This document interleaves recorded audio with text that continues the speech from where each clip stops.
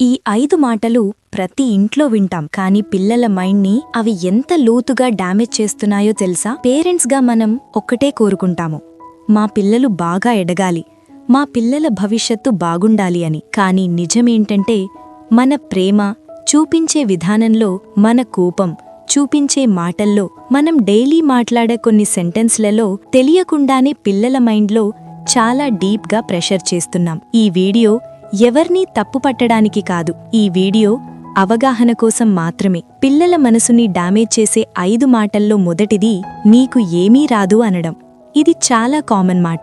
చదువులో తప్పు చేస్తే, డ్రాయింగ్ బాగలేకపోతే, లేదా ఏదైనా స్లోగా చేస్తే సింపుల్గా అనేస్తాం, నీకు ఏమీ రాదు అని. ఫర్ ఎగ్జాంపుల్, ఒక 6th క్లాస్ అమ్మాయి మ్యాథ్స్లో రిపీటెడ్గా మిస్టేక్స్ చేస్తూ ఉంటది.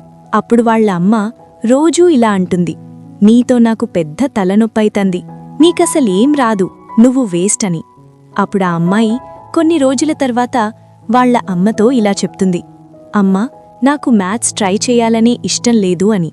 అప్పుడు పిల్లల మైండ్ ఇలా నేర్చుకుంటుంది, నేను ఇన్కేపబుల్, నా వల్ల కాదు, నేనేం చెయ్యలేను అని. దీన్నే చైల్డ్ సైకాలజీలో లెర్న్డ్ హెల్ప్లెస్నెస్ అంటారు. పిల్లలు తెలివి ఉన్నా ప్రయత్నం చేయడం ఆపేస్తారు. ఇది పిల్లలకి లాంగ్ టర్మ్ ఎఫెక్ట్ అయితది. ఆ టైంలో పిల్లల సెల్ఫ్ ఎస్టీమ్ పూర్తిగా పడిపోతుంది, ఫెయిల్యూర్ భయం పెరుగుతుంది, న్యూ థింగ్స్ ట్రై చెయ్యరు, సైలెంట్ అండ్ విత్డ్రాన్ చైల్డ్ అవుతారు. అసలు సొల్యూషన్ ఏంటంటే, పేరెంట్స్గా మనం పిల్లలను అనడం కాదు, వాళ్ళు చేసే పనిని క్రిటిసైజ్ చేయాలి. అదెలా అంటే, నీకు ఏమీ రాదు అనడం కంటే, ఇది కష్టమనిపిస్తోంది, కానీ నువ్వు ట్రై చేస్తే నేర్చుకోగలవు, యు ఆర్ కేపబుల్ అని ఎంకరేజ్ చేయాలి. రెండవది, వాడిని చూడు ఎంత బాగా చేస్తున్నాడు అని మనం ఇతరులతో కంపారిజన్ చేస్తాము. ఇది చాలా ఇంట్లో చాలా ప్రేమతో చెప్పే మాట, కానీ ఇదే మాట పిల్లల మైండ్ని లోపలి నుంచి చెడగొడుతుంది. దీనికి రియల్ లైఫ్ ఎగ్జాంపుల్, రిలేటివ్స్ ఫంక్షన్లో కజిన్ టాపర్ అయితే అందరి ముందు అతను చూడు, అతను టాపర్ అయ్యాడు, నువ్వెందుకలా కాలేదు అని అంటాము. అప్పుడు పిల్లలు నవ్వుతున్నట్టు నటిస్తారు, కానీ లోపల షేమ్, ఎంబారెస్మెంట్, యాంగర్ ఉంటుంది. కానీ అలా కంపారిజన్ చేయడం వల్ల పిల్లలు తమ వాల్యూస్ని ఇతరులతో కంపేర్ చేయడం నేర్చుకుంటారు. ఆ టైంలో వాళ్ళు ఎలా ఆలోచిస్తారు, నేను ఎప్పుడూ సెకండ్, నన్ను ఎవ్వరూ యాక్సెప్ట్ చెయ్యరు, డీమోటివేట్ ఫీల్ అవుతారు. అలా అవడం వల్ల పిల్లలకు ఇన్ఫీరియారిటీ కాంప్లెక్స్, పేరెంట్స్ మీద రిజెంట్మెంట్, మోటివేషన్ డ్రాప్ అవుతుంది.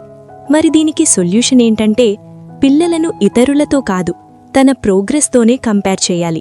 అంటే వాళ్ళు టాపర్ వీళ్ళు టాపర్ అనడం కంటే, నిన్నటికన్నా ఈరోజు నువ్వు బెటర్ అయ్యావు, లాస్ట్ ఎగ్జామ్స్ కంటే ఈ ఎగ్జామ్లో బెటర్ అయ్యావు, నువ్వు చాలా బాగా ట్రై చేస్తున్నావు, వెరీ గుడ్, ఇంకా కొంచెం ట్రై చేస్తే నువ్వే ఫస్ట్ వస్తావు అని ఎంకరేజ్ చెయ్యాలి. మూడవది, నేను చెప్పిందే వినాలి అని అంటారు. అంటే పిల్లలు పేరెంట్స్తో ఏదైనా ఎక్స్ప్లెయిన్ చేయబోతే పేరెంట్స్, హా మాకు తెలుసులే, నీకేం తెలుసు, నువ్వు నోరు మూసుకో అంటారు. పిల్లలు ఒక్కసారి కాదు, చాలాసార్లు ఇలాంటి మాటలు వింటారు. దానివల్లన పిల్లలు డెసిషన్ మేకింగ్ నేర్చుకోలేరు, ఒబే చేయడం నేర్చుకుంటారు, క్వశ్చన్స్ అడగకపోవడం నేర్చుకుంటారు. ఇక్కడ ప్రాబ్లం ఏంటంటే, ఫియర్ బేస్డ్ పర్సనాలిటీ. ఫ్యూచర్లో ఇండిపెండెంట్ డెసిషన్స్ తీసుకునే సామర్థ్యం తగ్గిపోతుంది, ఇతరుల మ్యానిప్యులేషన్కు సులభంగా లోనయ్యే వ్యక్తిగా మారే ప్రమాదం ఉంటుంది. దీనికి సొల్యూషన్ ఏంటంటే, కమాండ్ ఇవ్వడం కాదు, కాన్వర్జేషన్ పెట్టాలి. అంటే చెప్పిందే చెయ్యాలి అనకుండా ఆల్టర్నేటివ్గా నీ ఒపీనియన్ చెప్పు, తర్వాత చూద్దాం అనాలి. ఇప్పుడు అబ్బాయిలు ఏడవకూడదు, అమ్మాయిలు ఇలా ఉండకూడదు అని అంటారు. అంటే అబ్బాయిలు ఏడుస్తే మగాడివి కదా, ఏడుపెందుకు, ఆడపిల్లలా ఏడుస్తావా అంటారు. అదే అమ్మాయి కోపం చూపితే ఆడపిల్ల అనకువగా ఉండాలి అంటారు.